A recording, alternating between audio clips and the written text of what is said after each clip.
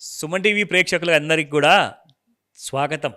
And ఇవాళ నేను చేయబోయే ఈ వీడియోలో ఇన్ కంటిన్యూయేషన్ అని చెప్పేసి అనమాట. సో ఇంతకుముందుకు మీకు ఒకవేళ నా ముందటి వీడియో చూసుంటే మనము ఎలివేటర్స్ గురించి మాట్లాడుకున్నాం.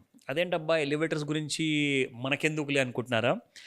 నేను అంటున్నాను, జీవితంలో మనిషికి కొన్ని ఇంపార్టెంట్ ప్రతి స్టెప్ బై స్టెప్ అవసరమయ్యే యూనో వస్తువులు కానివ్వండి, మెషిన్స్ కానివ్వండి, డైలీ లైఫ్లో ఖచ్చితంగా అవి లేకుండా అసలు మీ జీవితము ఎట్టి పరిస్థితుల్లో గడవదు. ఫర్ ఎగ్జాంపుల్, నేనైతే ఇండిపెండెంట్ హౌస్లో ఉంటున్నానండి, నాకు లిఫ్ట్తో నేను సంబంధం. అంటే మీ బిల్డింగ్ మీ ఆఫీస్ ఏదైతే ఉందో, మీరు ఎక్కడైతే జాబ్ చేస్తున్నారో అది మాత్రం ఇండిపెండెంట్ హౌస్లో ఉండదు. జనరల్గా అది ఒక కమర్షియల్ కాంప్లెక్స్లో ఉంటుంది. మీరు అక్కడ లిఫ్ట్ ఎక్కుతారు. ఈ లిఫ్ట్ ఎక్కడు అండ్ దిగుడు విషయంలో చూసుకుంటే, ఈ ఎక్కే దిగే విషయంలో ఎలాంటి కైండ్ ఆఫ్ ఇన్సిడెంట్స్ ఆర్ ఎలాంటి కైండ్ ఆఫ్ ఇన్కన్వీనియన్స్ ఆర్ ఎలాంటి కైండ్ ఆఫ్ సేఫ్టీ మెజర్స్ లేకుండా డేంజర్స్ ఏదైనా జరిగితే అలాంటి సమయంలో మీకు అందరికీ ఈ వీడియో గుర్తుకొస్తుంది. ఓకేనా? సో సేఫ్టీ ఎలా పాటించాలి, మీరు ఒకవేళ ఈ రోజున ఇండిపెండెంట్ హౌస్లో ఉన్నారు, తర్వాత డెవలపర్కి ఇచ్చారు, డెవలప్మెంట్ చేస్తున్నారు, బిల్డింగ్ కడుతున్నారు అనుకోండి, ఖచ్చితంగా మీకు ఈ వీడియో 100% మీకు పనికొస్తుంది. సో జాగ్రత్తగా చూడండి, ఎందుకంటే మనకు ఏది ఎప్పుడు పనికొస్తుంది అన్న విషయం మనకు తెలియదు కాబట్టి. So good to know information మీకు ఇవాళ నేను నేర్పించబోతున్నాను. నాతో పాటు ఒక ఎక్స్పర్ట్ ఉన్నారు. వీరు మన అందరి కోసము ఒక అవేర్నెస్ వీడియో క్రియేట్ చేద్దాము, ఒక రియల్ కైండ్ ఆఫ్ ఎక్స్పీరియన్స్ అనేది. ఎందుకంటే నా ఫ్లాట్ నుంచి నేను పక్క లిఫ్ట్ రానికి జస్ట్ ఒక 10 అడుగులు మాత్రమే అనమాట. సో 10 అడుగులు నేను రాగానే కరెక్ట్గా నేను లిఫ్ట్ వాడి పార్కింగ్లోకి వెళ్తా. పార్కింగ్ నుంచి మళ్ళీ లిఫ్ట్ వాడతా. ఎన్నిసార్లు కూడా ఈరోజు వాకింగ్ చేద్దాంలే, మెట్లు ఎక్కుదాంలే, హార్ట్కి కార్డియో అవుతుంది కదా, ఎక్సర్సైజ్ అవుతుంది కదా అని చెప్పి చాలా ఆలోచిస్తా. కానీ every day is not like that. మనం చాలా లేజీ హ్యూమన్ బీయింగ్స్ అండి. ఒక విషయానికి, ఒక వస్తువుకి, ఒక పనికి మనం అలవాటు పడిపోతే ఎట్టి పరిస్థితుల్లో దాన్ని మనం వదులుకోం. సో లిఫ్ట్ అనేది అంత క్రూషియల్ అన్నమాట మన లైఫ్లో. ఎందుకు ఇన్ని మాటలు చెప్తున్నానంటే, ఎవ్రీ డే కొన్ని సెకండ్స్, కొన్ని మినిట్స్ మీ లిఫ్ట్లో మీరు గడపక తప్పదు. ఈరోజు కాకపోతే రేపు, రేపు కాకపోతే ఎల్లుండి, లిఫ్ట్ మాత్రం మీ లైఫ్లో చాలా క్రూషియల్. సో ఈ విషయం ఇప్పుడు మనం తెలుసుకుందాము. ఎక్స్పర్ట్ మనకు చెప్పబోతున్నారు. నేను యాజ్ అ కస్టమర్గా అనమాట, ఇప్పుడు ఈ వీడియోలో యాజ్ అ కస్టమర్గా ఒకవేళ ఒక 10 అంతస్తుల బిల్డింగ్ నేను కడుతున్నాను అనుకుంటే, ఫర్ ఎగ్జాంపుల్ నేను బిల్డర్నా, నేను డెవలపర్నా, లేకపోతే ఒక ల్యాండ్ ఓనర్నా. సో అలాంటి సమయంలో నేను ఎలా ప్లాన్ చేసుకోవాలి? నేను బిల్డింగ్ కన్స్ట్రక్షన్ చేసే ముందే ప్లాన్ చేసుకోవాలా, తర్వాత ప్లాన్ చేసి నడుస్తుందా? ఇవన్నీ విషయాలు మనకు తెలియబోతున్నాయి. అండ్ మోస్ట్ ఇంపార్టెంట్, రాష్ట్ర ప్రభుత్వం ఎలాంటి రూల్స్ పెట్టింది, మీ హక్కులేంటి, మీరు ఒకవేళ ఆల్రెడీ లిఫ్ట్ వాడుతున్నారు, మీ బిల్డింగ్లో సరైన సర్వీస్ లేదు, మీకు చాలా కష్టాలు ఎదురవుతున్నాయి అంటే ఈ వీడియో మీకు దానికి సమాధానం అనమాట. So let's start. సో నేను ఇంట్రొడ్యూస్ చేయబోతున్నాను నన్ అదర్ దాన్ మా సుమన్ టీవీలో మోస్ట్ ఇంపార్టెంట్ గెస్ట్. ఎందుకు చెప్తున్నాను అంటే, రీసెంట్గా సర్ కంపెనీని, ఫార్చ్యూన్ గ్లోబల్ ఎలివేటర్స్ అన్న కంపెనీని సెలెక్ట్ చేశారు, షార్ట్ లిస్ట్ చేసి అవార్డు గ్రహీత అనమాట. సో సుమన్ టీవీ బిల్డర్ అవార్డ్స్లో ఒక కైండ్ ఆఫ్ నేషన్ని బిల్డ్ చేస్తున్న కంపెనీస్ అన్నైతే ఉన్నాయో, అది real estate companies, construction companies, అలాగే మన ఎలివేటర్ మ్యానుఫ్యాక్చరర్స్ కూడా లేకపోతే అసలు బిల్డింగే లేదు.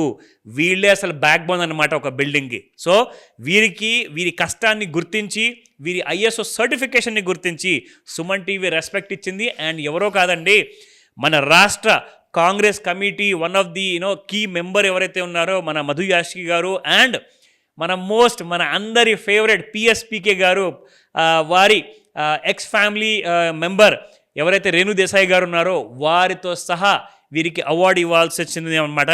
సో ఆ అవార్డు గ్రహీత ఈరోజు మనతో మాట్లాడబోతున్నారు. And he is none other than founder, chairman of Fortune Global Elevators, Mr G. Srisailam garu. Sir, welcome to Suman TV. నమస్తే sir, thank you so much. నమస్తే sir. And first and foremost ఏంటంటే, ఫస్ట్ ఆఫ్ ఆల్ మీకు hearty congratulations అండి. Thank you sir. Suman టీవీలో అవార్డ్స్కి మీరు shortlist అయ్యేసి award కూడా రిసీవ్ చేసుకున్నారు రీసెంట్గా జరిగిన బిల్డర్ అవార్డ్స్లో. సో ఇది ఫస్ట్ ఎడిషన్ అనమాట సుమన్ టీవీలో. ఇది ఎప్పుడు అందరూ గుర్తుపెట్టుకుంటారు, ఎందుకంటే దీని తర్వాత ఎన్నో ఎడిషన్స్ రాబోతున్నాయి.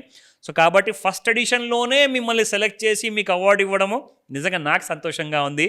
సో ఇవాళ ఫస్ట్ ఆఫ్ ఆల్ తెలుసుకోవాల్సింది ఏంటంటే, ఒక బిల్డింగ్ కట్టే ముందు ఎలాంటి లిఫ్ట్ నేను ప్లాన్ చేసుకోవాలి యాజ్ అ కస్టమర్గా. నా దగ్గర ల్యాండ్ ఉంది, బిల్డింగ్ కన్స్ట్రక్షన్ మొత్తం రెడీ అయిపోయింది. సో నేను ఒక 50 మంది కెపాసిటీ లిఫ్ట్ తీసుకోమంటారా, లేదంటే నార్మల్ లిఫ్ట్ అంటారా, లేదంటే హాస్పిటల్స్లో వాడే లిఫ్ట్ అంటారా, నేను అసలు ఎలాంటి లిఫ్ట్ కోసం ప్లానింగ్ చేసుకోవాలి? దానికి మీ ఎక్స్పర్ట్ సహాయం అవసరం పడుతుంది. ఎందుకంటే చూసే వాళ్ళలో చాలామంది లిఫ్ట్ రిక్వైర్మెంట్ ఉన్న వాళ్ళు మీకు కాల్ చేస్తుంటారు. సో వాళ్ళకి మీరు ఇచ్చే సలహా ఏంటి? Thank you sir.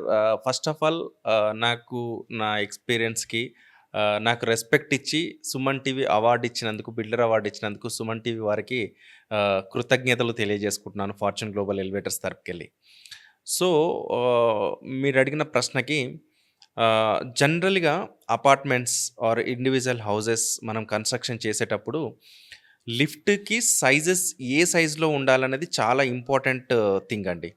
ఎందుకు రీజన్ ఏంటంటే, నేను చాలా చూసిన అపార్ట్మెంట్స్లలో అపార్ట్మెంట్ సైజు చాలా పెద్దగా ఉంటుంది, 20-40 ఫ్లాట్స్ ఉంటుంది. దాంట్లో లిఫ్ట్ సైజు చాలా చిన్న ఉంటుంది, అంటే ఇద్దరు కూడా పోలేని పరిస్థితిలో ఉంటుంది. కరెక్ట్. సో ఇదేంటంటే కంప్లీట్గా బిల్డర్ అండ్ ఆర్కిటెక్ట్స్ వాళ్ళకి లిఫ్ట్ గురించి, ఆ సైజెస్ గురించి అవేర్నెస్ లేకపోవడం.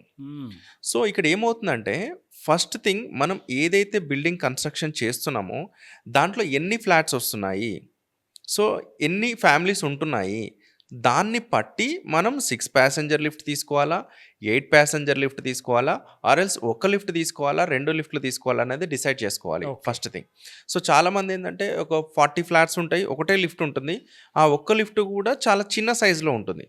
సో ఆటోమేటిక్గా దాంట్లో యూజ్ చేసుకునే పబ్లిక్కి అది కంఫర్టబుల్ అనేది కాదన్నట్టు. కరెక్ట్. సో రెసిడెన్షియల్కి లిఫ్ట్ సైజెస్ ఆర్ఎల్స్ మన అపార్ట్మెంట్స్కి లిఫ్ట్ సైజెస్ డిఫరెన్స్ ఉంటాయి.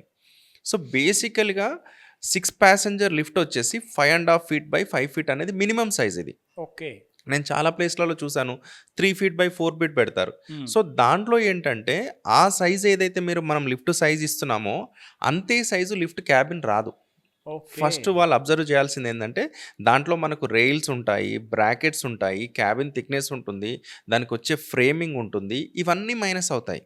సో దానికి వచ్చే రన్నింగ్ క్లియరెన్సెస్ కానీ ఇవన్నీ మైనస్ అయిన తర్వాతనే మనకు క్యాబిన్ సైజెస్ అన్నది వస్తుంది. సో చాలామంది నన్ను అడిగే క్వశ్చన్ ఏంటంటే, మేము ఇంత ప్లేస్ వదిలేసినాం కదా, లిఫ్ట్ ఇంత చిన్నగా ఎందుకు వచ్చింది అంటే, దాన్ని రన్నింగ్ అవ్వడానికి దానికి సంబంధించిన ఎక్విప్మెంట్స్ అనేవి ఇన్సైడే ఫిట్ అవుతాయి. సో ఆటోమేటిక్గా ఆ సైజెస్ అనేది మైనస్ అవుతాయి అన్నట్టు. సో కస్టమర్స్కి నేను సజెస్ట్ చేసేది ఏంటంటే, మినిమం లిఫ్ట్ సైజుని 5.5 feet by 5 feet తగ్గకుండా ప్లాన్ చేసుకోండి. ఫర్ ఎగ్జాంపుల్ కొన్ని ఇండివిజువల్ హౌసెస్ ఉంటాయండి. సో అక్కడ ఏంటంటే వాళ్ళకి 110 square yard, 120 square yard ఉంటుంది. వాళ్ళు ఎక్కువ ప్లేస్ తీయలేనప్పుడు at least minimum 4 feet by 4 feet plan చేసుకోండి. So minimum size after plastering తర్వాత, ఆఫ్టర్ బ్రిక్ వర్క్ తర్వాత, ప్లాస్టింగ్ తర్వాత ఉండాల్సిన సైజెస్ అన్నట్టు. అండ్ ఇంకోటి ఏంటంటే, పెద్ద కమ్యూనిటీస్లో ఉన్నప్పుడు మినిమం 2 లిఫ్ట్లు ఇవ్వడానికి ప్రయత్నం చేయండి. సో ఒక లిఫ్ట్ ఏదైనా ప్రాబ్లం వచ్చినా కానీ ఇంకొక లిఫ్ట్ సర్వీస్ ఉండడానికి ఉంటుంది. అండ్ ఇంకొకటి ఏంటంటే, పబ్లిక్ కూడా ఎక్కువ వెయిటింగ్ చేయాల్సిన అవసరం కూడా ఉండదు అన్నట్టు. సో ఒకవేళ బడ్జెట్ మనకి ఎక్కువ అవుతుంది, 2 లిఫ్ట్లు పెట్టుకోలేని ఆ సిచ్యువేషన్లో బిల్డర్ ఉంటే అట్లీస్ట్ 8 ప్యాసింజర్ కెపాసిటీ ఉన్న లిఫ్ట్ ఇవ్వండి. ఓకే. అంటే అప్పుడు అది ఎన్ని కేజీలు వెయిట్ తీసుకుంటుంది? అది జనరల్గా 6 ప్యాసింజర్ కెపాసిటీ వచ్చేసి 408 kgs ఉంటుంది. ఇది స్టాండర్డ్ ఇది. సో అలాగే 8 ప్యాసింజర్కి వచ్చేసి 544 kgs ఉంటుంది అన్నట్టు. సో ఇవేంటంటే ఆల్రెడీ ఇంటర్నేషనల్ స్టాండర్డ్స్ ఏవైతే ఉన్నాయో వాళ్ళు ఒక ప్యాసింజర్కి వచ్చేసి 68 kgs లాగా కన్సిడర్ చేసినాయి అన్నట్టు. బట్ నవ్వే డేస్ ప్రతి ఒక్కరు కూడా 90 kgs ప్లస్ 98 kgs ఎలాగో ఉంటున్నారు కాబట్టి, సో మనం 8 ప్యాసింజర్ని 6 ప్యాసింజర్ లాగా కన్సిడర్ చేసుకోవాలి.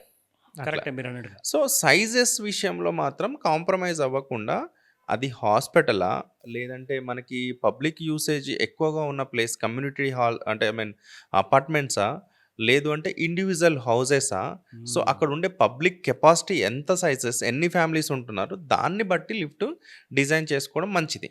మీరు చెప్పిన తర్వాత నేను జస్ట్ ఆలోచిస్తూ మొదలుపెట్టాను అనమాట.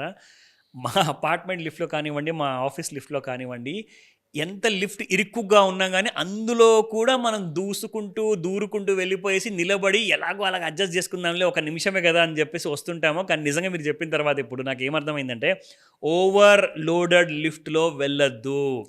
It is not good, not safe. Correct అంటారా? 100%. ఈ రోజు నుంచి నేను నలుగురు కూడా ఉన్నా కానీ మీరు వెళ్ళండి బాబు, నేను వస్తాను తర్వాత అని చెప్తాను. అండ్ ఒకవేళ నేను లోపల ఉన్నప్పుడు ఎవరైనా ఎక్కడైనా ట్రై చేస్తే కూడా దయచేసి ఆగండి. మేము వెళ్తాం ఫస్ట్, దాని తర్వాత మీరు రండి. ఎందుకంటే లిఫ్ట్కి ఓవర్ యూసేజ్, ఓవర్ లోడ్ ఉండకూడదు. Yes. So that's a great point అండి. ఈ వీడియో చూసిన వాళ్ళందరూ కూడా సేఫ్టీగా ఒకవేళ ఉండాలనుకుంటే ఫస్ట్ ఆఫ్ ఆల్ లిఫ్ట్లో ఓవర్లోడ్ చేయకండి. అంటే 8 మంది కోసం తయారు చేసిన లిఫ్ట్ 5 6 వెళ్తే సేఫ్ ఉంటుంది. బికాజ్ చాలా మంది ఓవర్ వెయిట్ ఉంటున్నారు ఈ మధ్య. ఎస్. సో కాబట్టి తప్పకుండా గుడ్ న్యూస్. మోర్ ఎవర్ ఏంటంటే సార్, నేను కొన్ని ఇన్సిడెంట్స్ చూశాను. ఫర్ ఎగ్జాంపుల్ ఏంటంటే కొన్ని షాపింగ్ మాల్స్ ఆర్ ఎల్స్ ఏదైనా పబ్లిక్కి సంబంధించిన ఓపెనింగ్ ప్లేస్లలో కొంతమంది విఐపీస్ వస్తూ ఉంటారు. సో ఈ విఐపీస్తో పాటు ఒక 6 ప్యాసింజర్ లిఫ్ట్ ఉన్నప్పుడు ఎక్కువ మంది వెళ్ళే ఛాన్సెస్ ఉంటాయి. కరెక్ట్. వెళ్ళినప్పుడు అలా ఫాల్ అయిన లిఫ్ట్లు చాలా ఉన్నాయి. అసలు చాలా ఇన్సిడెంట్స్ మనం న్యూస్లో కూడా చూస్తూ ఉంటాం. సో ఎమ్మెల్యే గారు లిఫ్ట్ ఓపెనింగ్ వచ్చేసి లిఫ్ట్ కింద పడిపోయిందని చెప్పేసి వింటూ ఉంటాం. అన్నిటికీ రీజన్ ఏంటంటే సార్, యాక్చువల్గా ఏదైతే మనకు 6 ప్యాసింజర్ లిఫ్ట్ ఏదైతే మనం 408 కేజెస్ అనుకుంటున్నామో దాని క్యాబిన్ సైజెస్ కూడా ఆల్రెడీ డిసైడ్ చేయబడింది. ఓకే. ఎలా అంటే ఒక లిఫ్ట్కి వచ్చేసి ఫర్ ఎగ్జాంపుల్ ఒక 5 HP మోటార్ తీసుకున్నాం అనుకోండి, దాని స్ట్రాటజిక్ లోడ్ వచ్చేసి 3000 కేజెస్ ఉంటుంది. ఓకే. సో ఈ 3000 కేజెస్ ఏదైతే ఉందో మన వాళ్ళు ఏం చేస్తారు, దానికి 1100 బై అంటే 1000 బై 1100 అనేది క్యాబిన్ సైజ్ ఇవ్వాలి స్టాండర్డ్స్ ప్రకారం. వీళ్ళు ఏం చేస్తారు, 1200 బై 1200 ఎంఎంలలో ఆర్ఎల్స్ 1300 బై 1300 ప్లేస్ పెద్దగా ఉంది కదా అని చెప్పేసి ఇస్తారు. సో అప్పుడు ఆటోమేటిక్గా మనకు 408 కేజెస్లో వెయిట్ మైనస్ అవుతుంది, స్పేస్ ఉంది కదా అని పబ్లిక్ వెళ్తూ ఉంటారు. సో దానివల్ల జరిగే ఇన్సిడెంట్స్ ఇవన్నీ అన్నట్టు. ఇప్పుడు ఫర్ ఎగ్జాంపుల్ ఏదైనా మనం ఒక బరువుని ఏదైతే మనం ఎంత హోల్డ్ చేయగలమో అంతే హోల్డ్ చేయగలం. కరెక్ట్. ఈ మోటార్ కూడా అంతే. సో మనం ఏదైతే కెపాసిటీ పెట్టామో ఆ కెపాసిటీ మటుకే హోల్డ్ చేయగలుగుతుంది. ఆఫ్టర్ దట్ స్లిప్పింగ్ అయ్యే ఛాన్సెస్ ఉంటుంది, ఎందుకంటే అది బరువు మోయలేదు కాబట్టి. కరెక్ట్. సో ఆటోమేటిక్గా అది కింద ఫాల్ అవుతుంది. బట్ దానికి కూడా మనము ప్రివెంటివ్గా సేఫ్టీ డివైజెస్ యూస్ చేస్తాము. సో టెక్నాలజీ వచ్చేసింది. యా. సో అది ప్రీవియస్ నుంచి ఉంది, బట్ లోకల్ మార్కెట్కి వచ్చేసి ఏంటంటే అవేర్నెస్ ఉండకపోవడం వల్ల పెట్టట్లేదు. సో దానికి సంబంధించిన ఓవర్ స్పీడ్ గవర్నర్స్ కానీ ఆర్ ఎల్స్ ఓవర్లోడ్ డివైజెస్ కానీ ఇవన్నీ మ్యాండేటరీగా ఉండాలి. అట్లా ఓవర్ స్పీడ్ గవర్నర్స్ అన్నారు కదండి. ఇప్పుడు ఇది చాలామంది ఏం చేస్తారంటే దీనివల్ల కాస్ట్ పెరిగిపోతుంది కాబట్టి కస్టమర్ ఇవ్వడానికి ఏడుస్తాడు, మరి తర్వాత ఇవ్వకపోవచ్చు, మన బిజినెస్ పోతుంది కదా అని చెప్పేసి ఓవర్ స్పీడ్ గవర్నర్ ఈ రోజున ప్రేక్షకులకు చెప్పండి ఎంత కాస్ట్ అవ్వచ్చు అప్రాక్సిమేట్లా? సార్, ఓవర్ స్పీడ్ గవర్నర్ అనేది ఏదైతే డివైస్ ఉందో మనం తీసుకుంటే యాక్చువల్గా ఒక 10,000 వరకు మోస్ట్లీ కాస్ట్ అవుతుంది. ఓకే. పెద్ద కాస్ట్లీ కాదు, కానీ అది లిఫ్ట్ మ్యానుఫ్యాక్చరింగ్ టైంలో సో యాక్చువల్గా వితౌట్ సేఫ్టీ అనేది కార్ ఫ్రేమ్ తయారు చేయకూడదు. సో ఇది గవర్నమెంట్ రూల్ అవ్వచ్చు ఆర్ ఎల్స్ లిఫ్ట్ ఏదైతే స్టాండర్డ్ రూల్స్ ఉన్నాయో అందులో ఇది పొందుపరచబడింది. సో కంపల్సరీగా ఓవర్ స్పీడ్ గవర్నర్ అనేది ఉండాలి. ఎందుకు రీజన్, ఇది పర్పస్ ఏంటంటే సార్, ఫర్ ఎగ్జాంపుల్ ఒక 408 కేజెస్ లిఫ్ట్ తీసుకున్నాం సార్ మనము, క్యాబిన్లో కంటే కూడా వెయిట్స్లో మనకు వెయిట్ అనేది ఎక్కువ ఉంటుంది. ఫర్ ఎగ్జాంపుల్ మనకి క్యాబిన్ వచ్చి పైన ఆగింది, వెయిట్లు కింద ఆగిపోయినాయి. సో 4th ఫ్లోర్ ఉంది అనుకోండి, 4th ఫ్లోర్లో లిఫ్ట్ ఆగిపోయింది మనకు. సో లిఫ్ట్ని ఆల్రెడీ మనకు బ్యాక్ సైడ్ వెయిట్ ఏదైతే ఉందో ఆ వెయిట్ ఎక్కువ ఉంది. ఎక్కువ ఉన్నప్పటికీ కూడా ఈ బ్రేక్ ఏం చేసింది, హోల్డ్ చేసి పట్టుకుంది. అంటే ఒక సైడ్ బరువుని ఇంకొక సైడ్ బరువు లేని ప్లేస్ని రెండు కూడా హోల్డ్ చేసి పట్టుకుంది. అవును. ఎప్పుడైతే మనకి ఈ బ్రేక్ అనేది ఓపెన్ అయిపోతుందో, అంటే మన అన్కంట్రోల్డ్గా ఓపెన్ అయిపోతుందో, అప్పుడు ఏమవుతుంది, ఆటోమేటిక్గా లిఫ్ట్ దానికి పెట్టిన స్పీడ్ కంటే ఎక్కువ స్పీడ్ వెళ్ళే స్కోప్ ఉంటుంది. సో ఈ స్పీడ్ని ఏం చేస్తుంది అంటే యాక్చువల్లీ మనకు 0.65 మీటర్ పర్ సెకండ్ స్పీడ్ అనేది మ్యాక్సిమం స్పీడ్. ఏదైతే ఉంది మనకు గేర్ మోటార్లో. గేర్లెస్లో వచ్చేసి చాలా స్పీడ్స్ ఉన్నాయి, అంటే 1 మీటర్ తీసుకోవచ్చు, 1.25 మీటర్ తీసుకోవచ్చు, 1.5 తీసుకోవచ్చు. సెకండ్స్లో కూడా 4 ఫ్లోర్స్ 5 ఫ్లోర్స్ వెళ్ళే లిఫ్ట్స్ ఉన్నాయి, లైక్ బుర్జ్ ఖలీఫా లాంటి ప్లేసెస్లలో 120 సెకండ్స్లలో 125 ఫ్లోర్స్ వెళ్ళిపోతాం. సో అలాంటి లిఫ్ట్స్ కూడా ఉన్నాయి. బట్ అకార్డింగ్ టు లిఫ్ట్ స్పీడ్ని బట్టి ఇచ్చిన స్పీడ్ ఎప్పుడైతే బైపాస్ అవుతుందో ఈ ఓవర్లోడ్ డివైస్ యాక్టివేట్ చేసి ఈ క్యాబిన్ని గాల్లో ఆపేస్తుంది. సో దానికి సంబంధించిన ఎడ్జ్ బాక్సెస్ కానీ సేఫ్టీస్ కానీ అవన్నీ మనం ప్రొవైడ్ చేస్తాము. సో ఈ సేఫ్టీ యాక్టివేట్ అయినప్పుడు కంట్రోలర్ కూడా పవర్ ఆఫ్ అయిపోతుంది, ఆ కంట్రోలర్ త్రూ మళ్ళీ మోటార్కి కూడా పవర్ ఆఫ్ అయిపోతుంది. సో ఇదొక సిస్టమ్ అనేది క్రియేట్ చేయబడింది. ఇది ఎవ్వరు కూడా ఏంటంటే ఇది ఆల్రెడీ ఉన్న సిస్టమ్ని, సో పబ్లిక్ సేఫ్టీ కోసం వాడాల్సిన సిస్టమ్, మేజర్ సేఫ్టీ సిస్టమ్ ఇది. ఇది ఇవ్వకుండా లిఫ్ట్ ఇవ్వకూడదు. బట్ హైదరాబాదు లాంటి ప్లేసెస్ చూసుకుంటే దాదాపు 100 లిఫ్ట్లలో 50% లిఫ్ట్స్కి ఓవర్ స్పీడ్ గవర్నర్ ఉండదు. సీరియస్లీ 50% ప్లస్సే ఉంటుంది. బట్ మనం 50% అంటున్నాం. 50% ప్లస్ లిఫ్ట్స్కి ఓవర్ స్పీడ్ గవర్నర్ ఉండదు. ఇది చాలా డేంజర్ విషయం అండి నిజంగా. ఓ గాడ్, అంటే ఈ విషయము ఇది ఎక్కువగా ఎవరికైతే ఈ ప్రాబ్లం తెలీదో వాళ్ళందరికీ ఇది ఒక న్యూస్ అయిపోతుంది. ఇది నిజంగా బ్రేకింగ్ న్యూస్ ఇది. So common man point of వ్యూలో ఏముంటుందంటే సార్, మనం లిఫ్ట్ ఎక్కిన తర్వాత ఎంత స్మూత్గా పైకి వెళ్తుంది, కిందికి వస్తుంది, ఫ్లోర్లలో ఆగుతుందా లేదా అనేది మాత్రమే ఆలోచిస్తారు. బట్ ఇంటర్నల్గా సేఫ్టీ ఏదైతే ఉందో ఆ సేఫ్టీ అనేది కంప్లీట్గా ఎవరైతే లిఫ్ట్ ఇన్స్టాల్ చేస్తున్నారో వాళ్ళ responsibility. It is not customer responsibility. So it's a company responsibility. Technical experts ఎవరైతే Yes. ఉంటారో. Okay, that's it. Super information అండి. ఎందుకంటే ఇలాంటి విషయాలు అసలు మోర్ దెన్ 50% ఆఫ్ ద లిఫ్ట్స్కి అసలు ఓవర్ స్పీడ్ గవర్నర్ లేదంటే ఇట్స్ ద మోస్ట్ డేంజరస్. ఈ రోజే మీరు క్రాస్ వెరిఫై చేసుకోండి, చెక్ చేసుకోండి. అసలు ఓవర్ స్పీడ్ గవర్నర్ అంటే ఏంటి అన్న విషయం కూడా మీరు ఈ వీడియోలో నేను మీకు ఒకలాంటి కైండ్ ఆఫ్ వీడియో కూడా ప్లే చేపిస్తాను సార్ మాట్లాడుతుంటే, సో దట్ మీకు ఐడియా వస్తుంది. ఓహో ఇలా ఉంటుందా, ఇలా కనిపిస్తుందా ఓవర్ స్పీడ్ గవర్నర్ అంటే, ఇలాంటి మిషన్ ఉంటుందా, అలాంటి బ్రేక్స్ ఉంటాయా, అవన్నీ కూడా మీకు క్లారిటీ వస్తుంది. సో ఈ రోజున ఇంత మంచి విషయం తెలుసుకున్నారో, మోస్ట్ డేంజరస్ విషయం ఇది. అవేర్నెస్ లేని వాళ్ళందరికీ కూడా దయచేసి ఈ వీడియో నేను అంటాను అందరికీ ఫార్వర్డ్ చేయండి. వాట్సాప్లో కానివ్వండి ఆర్ ఈమెయిల్లో కానివ్వండి, ఇమీడియట్గా పంపించండి. ఎందుకంటే ఇలాంటి విషయాలు మీరు తెలుసుకోవాలి. ఎందుకంటే మీ ప్రాణాలతో చెలగాటం ఆడుతున్నారు. It's the most dangerous. Safety విషయంలో మొట్టమొదటి ఏది మీకు కావాల్సింది ఓవర్ స్పీడ్ గవర్నర్. సో ఇది లేదనుకుంటే ఇమీడియట్గా వేయించుకోండి. దానికి ఏం చేయాలో ఒకవేళ డౌట్స్ ఉంటే కూడా కాల్ చేసి అడగండి. ఎందుకంటే స్క్రీన్ పైన కనిపిస్తున్న నెంబర్కి మీరు ఎలాంటి డౌట్స్ ఉన్నా అడగచ్చు. బట్ ముఖ్యంగా కొత్త లిఫ్ట్స్ మాత్రము yes sir can help you with that. So thank you very much Srisailam garu. Thanks. Thank you once again.